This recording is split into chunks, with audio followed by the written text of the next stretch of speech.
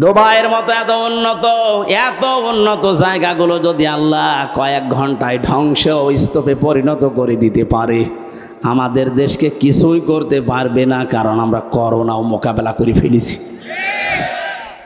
রে বেটা, প্রাকৃতিক দুর্যোগ বলে কিছু নেই, সব তোমাদের হাতের কামাই করা ফসল। পৃথিবীর যেই দেশে প্রকাশ্য জেনার ব্যভিচার বেড়ে যায়, মহান আল্লাহ তখন সঙ্গে সঙ্গে দেশে গজব নাজিল করার সিদ্ধান্ত নেয়। বাস্তব প্রমাণ দুবাই। এই কথা বলে না কেন? আমেরিকায় এত জেনা হয় না। বড় বড় এই ভবনগুলো সব জেনার কারখানা।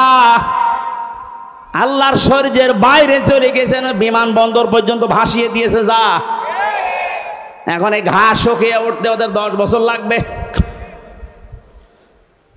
দুবাইয়ের মতো এত উন্নত জায়গাগুলো যদি আল্লাহ কয়েক ঘন্টায় ধ্বংস স্তূপে পরিণত করে দিতে পারে, আমাদের দেশকে কিছুই করতে পারবে না, কারণ আমরা করোনাও মোকাবেলা করে ফেলেছি।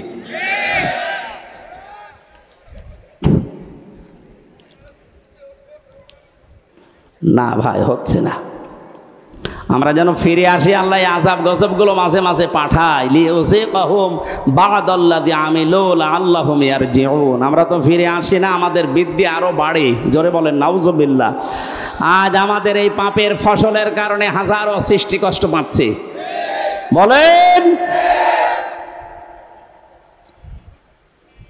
একটু ভেবেছেন এই 5টা জিনিস আল্লাহ যেটা দান করেন নিজের পক্ষ থেকে, যদি একটাও কম দিত, আপনি মনে করেন শ্রবণ শক্তি পাননি, কালা হয়ে দুনিয়ায় আসতেন, কত রকমের সমস্যা হয়তো আপনি টের পাচ্ছেন না। যদি দর্শন শক্তি আল্লাহ না দিত, আমি নিজে বাস্তবে দেখেছি, কুমিল্লায় এক মাহফিলে খাবার খাচ্ছিলাম, হঠাৎ বিদ্যুৎ চলে গেল। পাশে এক অন্ধ বসে খাবার খাচ্ছিল। আমরা চিল্লা পাল্লা করছি, তাড়াতাড়ি কারেন্টের ব্যবস্থা করেন, আলো কই। হঠাৎ অন্ধ আমার হাত চেপে ধরে বলছে, হুজুর মাত্র 2 মিনিট কারেন্ট চলে গেছে, আপনি চিল্লাচ্ছেন। অথচ আজ 11 বছর কি 40 বছর হয়ে গেল আমার জীবনে কোনো কারেন্ট নেই। 40টা বছর আমি চোখে দেখি না। কই আমি তো চিল্লালাম না। সেদিন একটা কনফারেন্স দেখছিলাম, সৌদিতে ছিলাম আমি, মদিনাতে। ওই সময় আমার চোখে পানি চলে এসেছে। আল্লাহ, ছোট্ট মাত্র 11 বছর বয়স, 2 চোখ নেই, পুরা কোরআন শরীফ আয়ত্ত করে ফেলেছে। সুন্দর করে তেলাওয়াত করছিল। হঠাৎ বিচারক ডাক দিয়ে বলছে, বাবা তোমার যে চোখ নেই, তোমার কি আল্লাহর প্রতি কোনো অভিযোগ আছে? ছেলেটা অতটুকু বয়সে, আমি তো মনে মনে করছিলাম না জানি কি বলে ফেলে আল্লাহর বিরুদ্ধে। বলছে চোখ তো নেই, অভিযোগ তো নেই, আরো আমি খুশি আছি। বিচারক বলছে, কিসের খুশি তুমি? ছোট মানুষ, অতটুকু বয়স, 11 বছর বয়স, কোরআনের হাফেজ, অন্ধ। ডাক দিয়ে বলে, বিচারপতি আপনি আমাকে যে প্রশ্ন করলেন, আমার আল্লাহর প্রতি কোনো অভিযোগ আছে কিনা, আমি অন্ধ এই জন্যে। আমি বললাম নেই। কেন নেই জানেন? কিয়ামতে যেদিন আল্লাহ বিচার করবে, চোখওয়ালা মানুষদেরকে আল্লাহ ডাকবে, সিরিয়াল হিসাবে আমারও ডাকবে। আমি অন্তত আল্লাহকে ওই সময় বলতে পারবো, মাবুদ দুনিয়াতে আমাকে কিছুই দেখতে দাওনি, চোখের কোনো গোনা আমার দ্বারা হয়নি, আজকে এই ওসিলায় হলেও কিছুটা আযাব আমার উপরে কম করে দাও।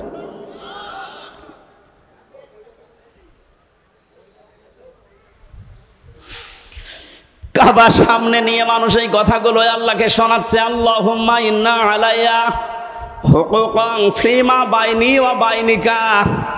হে মাবুদ, তুমি তো আমার মালিক, আমি তোমার চাকর, গোলাম, সার্ভেন্ট, বান্দা, ভিত্ত যাই বলেন। আমি তো নেই থেকে হামজা হয়েছি। 13টা জিনিস তুমি দয়া করে আমাকে দিয়েছো, যা দেওয়ার দরকার সব আমারে দিয়েছো, একটাও বাকি নেই তোমার দিতে। কিন্তু তুমি মালিক হিসাবে তো আমার কাছে কিছু পাবে। আমি তো তোমাকে কিছুই দিতে পারলাম না।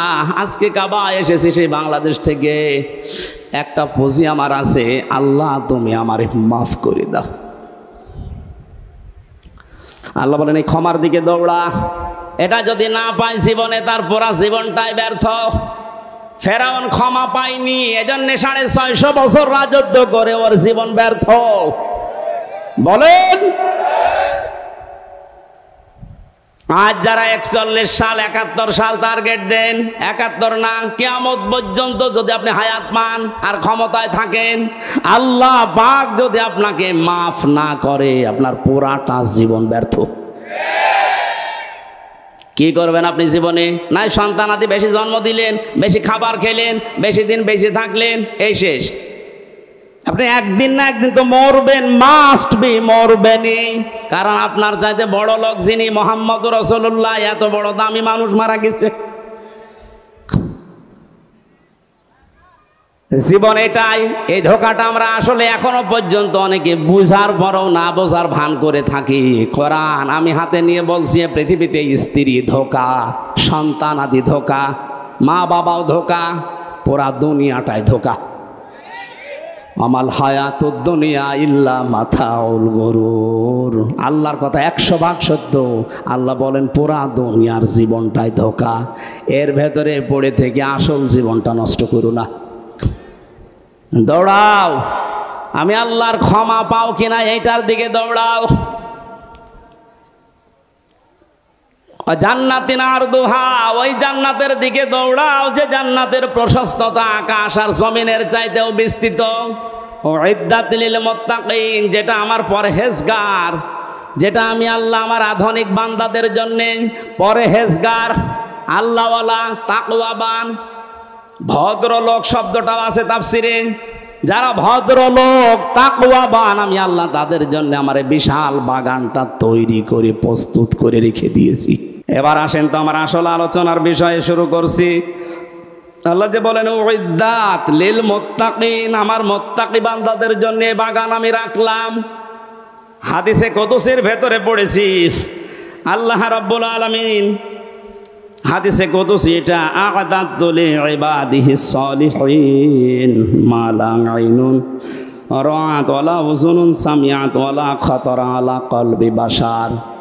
নবীজিকে দিয়ে আল্লাহ বলাচ্ছেন, নবী আপনি বলেন আমার বান্দার জন্য এমন বাগান, এমন জান্নাত আমি তৈরি করে রেখেছি, কোনোদিন কোনো মানুষের চোখ দেখে নাই, কোনোদিন কোনো কান শোনে না এর বর্ণনা। আমি আর কতটুকু বর্ণনা দিতে পারবো তাফসির দিয়ে? আল্লাহ পাক নবীকে দিয়ে বলাচ্ছেন যে এমন বাগান আমি বানালাম, আমার কোনো বান্দার চোখ তো দেখে নাই, কানও শোনে নাই, কোনোদিন কারো কল্পনার জগতেও আসে নাই। মানুষের কল্পনার জগৎ ছোট না বড়? বলেন বলেন, কেমন বড় বলেন তো? আমি কল্পনা করলাম এখানে 10 তলা বিল্ডিং হবে, কয় মিনিট লেগেছিল? 2-3 সেকেন্ডের ভেতরে আমার কল্পনা শেষ যে 10 তলা বিল্ডিং হবে এখানে, অথচ এটা বানানে 2-3 মিনিট সময় লাগবে, 2-3 বছর লাগবে। এরপরেও কত মাল মশলা লাগবে আপনি হিসাব করেন। আল্লাহ পাক বলেন এই মানুষ যে কল্পনা করেছিল 10 তলা বিল্ডিং, ওয়ালাকুম ফিহা মা তাশতাহি আনফুসুকুম ওয়ালাকুম ফিহা মা তাদদাউন। আমি এমন জান্নাত বান্দা বান্দীদের জন্য বানিয়েছি যেখানে চাওয়ার আগেই জিনিস পাওয়া যাবে। জোরে বলেন সুবহানাল্লাহ। এই জান্নাতের দিকে আল্লাহ দৌড়ানোর জন্য আমাদেরকে আহ্বান জানালেন যে দৌড়াও, আমি প্রস্তুত করে রেখেছি আমার বান্দাদের জন্য, যেটা কল্পনার জগতেও ধরে না। 5টা গুণ যারা দুনিয়াতে অর্জন করতে পারবে, আমার আল্লাহ তাদের জন্য এই বাগান প্রস্তুত করেছেন। কয়টা বলেন বলেন? কোরআনে কারীম জানাচ্ছে আল্লাযীনা ইউনফিকুনা ফিস সাররাই ওয়াদ দাররা, যারা সুখে দুঃখে দান করে, মানুষের জন্য খরচ করে। ইনফিকুনা এটা মজারে বর্তমান, ভবিষ্যৎ, প্রেজেন্ট, ফিউচার। যারা সুখে হোক দুঃখে হোক যে অবস্থায় থাকুক খরচ করার অভ্যাস তৈরি করেন। এখন যদি বলেন আমার কিছুই নেই, আমি করবো কি? যা আছে আপনি তাই করবেন। এই যে আমার কথা বলার যোগ্যতা আছে, এইটা আমি ইসলামের জন্য, মানবতার জন্য চেষ্টা চালাবো খরচ করার।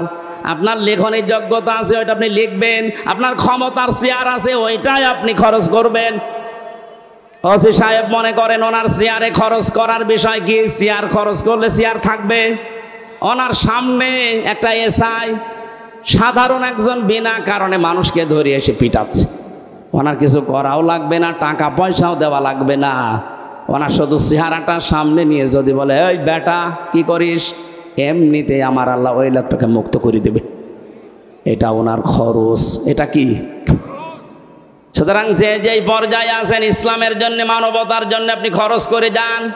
যদি এটা এখন না করেন, আনফিকু মিম্মা রাযাকনাকুম মিন ক্বাবলি আইয়াতিয়া আহাদাকুমুল মাউতু ফায়াকুলা রাব্বি লাউলা আখারতানি ইলা আজালিন করিব ফাসাদদাক ওয়া আকুম মিনাস সালিহিন। মরণ যখন চলে আসবে, মানুষ আরজি জানাবে, আল্লাহ আমার একটু সময় দাও, একটু সময় যদি পাই, যা ছিল তোমার জন্য, ইসলামের জন্য, মানবতার জন্য সব দিয়ে আসবো, আমি ভালো মানুষ হয়ে যাব। কি হব? বলেন বলেন, আমি ভালো মানুষ হয়ে যাব। আল্লাহ রাব্বুল আলামিন বলেন,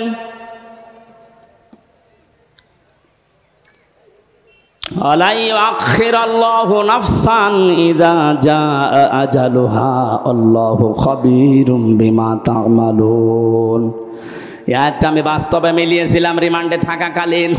একটু খেয়াল করেন, আমাদের বাংলাদেশ, ভারত, পাকিস্তানের মুসলমানদের ইসলামের এই আইনগুলো, এই আয়াতগুলো মেনে নেওয়া, আর মধ্যপ্রাচ্যে যারা মুসলমান বাস করে তাদের এই আয়াতগুলো মেনে নেওয়া এক না। ওরা কোরআনের এই আয়াতটাই অন্যভাবে মানতেছে, আমরা যেভাবে মানি বিশ্বাস করি এইভাবে না। রিমান্ডে যে অফিসার হিন্দু মানুষ, উনি আমার শোনাচ্ছিলেন যে আমি ওমানে ছিলাম 3 বছর, 2 বছর, 2টা বছর আমি এক হোটেলে খাবার খেতাম। যে দেখি যে হোটেলের মালিক, উনি টাকাগুলো গুনতেছে, গণনা করে টাকা নেয়, ক্যাশে বসে আছে, আর যে পানি দেয়, রুটি দেয়, খাবার নিয়ে আসে, তরকারি নিয়ে আসে, ওই লোকটা, এই লোকটার ছেলে, ছোট ছেলে। ওনার আমি প্রশ্ন করলাম, আপনি দোকানের মালিক, এত টাকা পয়সা আপনার, আর আপনার ছেলে আপনার সামনে কর্মচারী, তাও মানুষের, সাধারণ মানুষের খেদমত করে, রুটি টেনে দেয়, পানি টেনে দেয়, একটা কাজ করলেন আপনি? উনি ওনার ভাষায় কোরআনের একটা সূরা তাগাবনের 14 নম্বর আয়াতটা পড়ে এই হিন্দুকে শুনিয়েছে। এই হিন্দুরও দেখলাম অনেক আয়াত মুখস্থ আছে। মানে বলছে, হুজুর আমার শোনালে সূরা তাগাবনের 14 নম্বর আয়াত, ইয়া আইয়ুহাল্লাযীনা আমানু ইন্না মিন আজওয়াজিকুম ওয়া আওলাদিকুম আদুওয়াল লাকুম ফাহযারুহুম ইলা আখির আয়া। উনি পুরাটা পড়েছিল। হে ইমানদারেরা, তোমাদের স্ত্রী, সন্তান, এগুলো দুনিয়ায় মাঝে মাঝে তোমাদের শত্রু হয়ে দেখা দেবে, তাদের সাথে সতর্ক থাকো। দোকানদার ওনাকে ওনার ভাষা দিয়ে বলছিল, ভাই আপনি কি জাতিতে আমি জানি না, তবে আমার এই সন্তানের প্রতি আমার 4টা দায়িত্ব ছিল, 4টাই আমি পালন করেছি। কোরআনে কারিম আমাকে বারবার এই আদেশ দেয় যে সন্তান দুনিয়াতে আসার পরে তার একটা সুন্দর অর্থবোধক নাম রাখো। আমি বাবা হিসাবে রেখেছি, লা ইলাহা ইল্লাল্লাহু মুহাম্মাদুর রাসূলুল্লাহ। 2 নম্বরে আমার দায়িত্ব ছিল তাকে জ্ঞান শিক্ষা দেওয়া, কোরআনের হাদিসের আমি যতটুকু সমর্থ আছে আমি দিয়েছি। ইসলাম মানতে পারে এই অবস্থা তার আছে। 3 নম্বরে সৎ একটা পাত্রী দেখে তাকে পাত্রস্থ করেছি আমি। একটা কোরআন হাদিস জানা আল্লাহওয়ালা একটা মেয়ে লোক তাকে আমি এনে দিয়েছি। 4 নম্বর একটা হালাল কর্মজীবন তৈরি করে দেওয়া বাবা হিসাবে আমার দায়িত্ব আমি দিয়েছি, আমার যতটুকু সমর্থ ছিল। ওরে তো ঘুষ দিয়ে আমি কোনো চেয়ারে বসিয়ে দিতে পারি না, ওর যে যোগ্যতা ছিল ওই অনুযায়ী ওকে 20-22 হাজার টাকা মনে করেন কামাই করার মতো একটা তৈরি করে দিয়েছি আমি। আমার দায়িত্ব শেষ। আমাদের দেশে কোরআনের এই আয়াত পড়ার পরে মানার সিস্টেম কিন্তু এটা ছিল না। অনেকের সন্তান যে চেয়ারে বসার যোগ্য না, 10 লাখ টাকা দিয়ে হলেও ঘুষ দিয়ে চেয়ারে বসিয়ে দিচ্ছে। আমি নিচে নামতে পারলাম না, যারা দুঃখিত। আমার ভাইরা, আমি যেটা বোঝাতে চাই, আল্লাহ রাব্বুল আলামিন খরচ করার জন্য যে নিয়ম নীতিগুলো আমাদেরকে দিয়েছেন, আপনি সুখে থাকেন, দুঃখে থাকেন, যে অবস্থায় থাকেন, অভ্যাসটা জারি রাখবেন, আপনি খরচ করবেন। ওয়াল কাযিমিনাল গায়জ ওয়াল আফিনা আনিন নাস। আল্লাহ পাক বলেন, যারা রাগ চেক দেয়, রাগকে যারা চেক দিতে পারে, রাগ হওয়ার পরে চেক দেওয়া, এটা বড় মুজাহিদের কাজ। নাস, মানুষকে যারা মাফ করে দেয়, ক্ষমা করে দেয়, এই সুযোগটা আমরা যেন হাতছাড়া না করি। দুনিয়াতে যদি সমর্থ থাকার পরেও কোনো মানুষকে একটা অপরাধ মাফ করে দেই, কিয়ামতে মহান আল্লাহ আমার ৭০টা অপরাধ নিজ গুণে মাফ করে দেবেন। এই মানুষগুলোকে আল্লাহ সবচাইতে বেশি ভালোবাসেন বলে ঘোষণা দিয়েছেন। এরপরও বাকি যে কয়টা আছে আমরা তাফসীর আকারে বলবো। আল্লাহুম্মা আমিন। লা ইলাহা ইল্লা আনতা সুবহানাক ইন্নী কুনতু মিনাজ জালিমিন। লা ইলাহা ইল্লা আনতা সুবহানাকা ইন্নী কুনতু মিনাজ জালিমিন।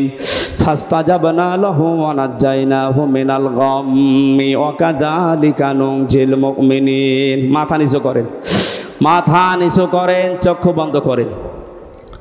জীবনের অপরাধগুলো হযরত আদম আলাইহিস সালামের মতো আমরা স্মরণ করছি। রব্বানা যালামনা আনফুসানা ওয়া ইল্লাম তাগফির লানা ওয়া তারহামনা লানাকুনান্না মিনাল খাসিরিন। রব্বুল আলামিন বাংলাদেশের দিনাজপুর জেলার সদর থানার এই গাবুড়া এলাকার দিকে তোমার দৃষ্টি নিক্ষেপ করে দেখো। হাজার হাজার বান্দা বান্দি, রাত 12টা বেজে যাচ্ছে, তাহাজ্জুদের এ সময় পর্যন্ত এরা চাতক পাখির মতো বসে আছে। কোরআনে কারীম জানিয়েছে জান্নাতের দিকে দৌড়াতে, তোমার ক্ষমার দিকে দৌড়াতে। বাকি জীবনে যেন এই আয়াতটা আমরা মেনে চলতে পারি, সেই তৌফিক আমাদের ভিক্ষা দাও।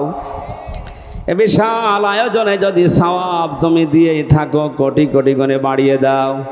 কিয়ামতে যিনি সুপারিশ করে জান্নাতে নিয়ে যাবে, ওই নবীর রওজায় পৌঁছাও। হযরতে আদম থেকে যত মানুষ কবরে আছে এদেরকে তুমি মাফ করে দাও।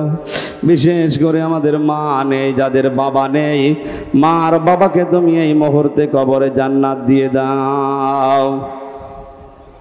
আল্লাহ তাআলা মাহফিলের প্রধান অতিথি, বিশেষ অতিথি সহ যত সম্মানিত মানুষেরা বসে আছে, এদের সম্মান মর্যাদা দুনিয়া আখিরাতে বাড়িয়ে দাও। আমাদের সম্মানিত সভাপতি, আমার মাথার তাজ বিশিষ্ট আলেমে দ্বীন, রব্বুল আলামিন তোমার আলিম বান্দাকে আলেম হিসাবে কবুল করে নাও। এই আসনের মাননীয় এমপি যিনি, তার মায়ের জন্য তিনি দোয়া চেয়েছেন, তুমি নিজেই শিখিয়েছ মায়ের জন্য দোয়া করা। রব্বির হামহুমা কামা রব্বায়ানি সাগীরা। আল্লাহ এমপি সাহেবের মাকে তুমি ক্ষমা করে দাও, তার জীবনের ভালো ভালো কাজগুলো কবুল করো। ওই মহিলার জীবনের অন্যায় যদি কিছু করে মাফ করে দাও। এমপি সাহেবের বাবাকেও তুমি ক্ষমা করে দাও। এ বিশাল জনপদের দায়িত্ব তার মাথার উপরে দিয়েছো, ওমরের মতো পালন করার সুযোগ দাও। সম্মানিতা মা বোনদেরকে তুমি পর্দায় থাকার তৌফিক দাও। ফাতেমার মতো, আসিয়ার মতো, আয়েশার মতো জীবন তাদেরকে দাও। স্বামী সংসারে যাদের শান্তি নেই, তোমার সালাম নামের খাতিরে শান্তি দাও। রব্বুল আলামিন এই জেলার মাটির নিচে যত মানুষ ঘুমিয়ে আছে, কোরআনের ইজ্জতে তাদের মাফ করে দাও। প্রশাসনের যে ভাইরা আজকের মাহফিলে সাহায্য সহযোগিতা করেছে বিভিন্নভাবে, তাদের মা বাবা আত্মীয় স্বজন যারা বিভিন্ন জায়গায় আছে, তাদেরকে তুমি সহি সালামতে রাখো। প্রশাসনের এই দেশের দায়িত্বটা তুমি ইবাদত হিসাবে মেনে নাও। আগামীতে এই মাহফিলটা কোরআনের জন্য বিশাল আকারে কবুল করো। যে যুবকগুলো শ্রম দিয়েছে আল্লাহ, এই যুবকদেরকে তুমি আর অন্যায় কাজে ফেলে দিও না। মরণ পর্যন্ত এদেরকে হেদায়েতের উপরে থাকার তৌফিক দাও। বারাকাল্লাহু লানা ওয়া লাকুম ফিল কোরআনিল আযীম। কখন কার ডাক চলে আসে জানি না, যখনই মরণ আসবে, আজরাইলকে যখনই দেখবো যেন বলতে পারি লা ইলাহা ইল্লাল্লাহু মুহাম্মাদুর রাসূলুল্লাহ।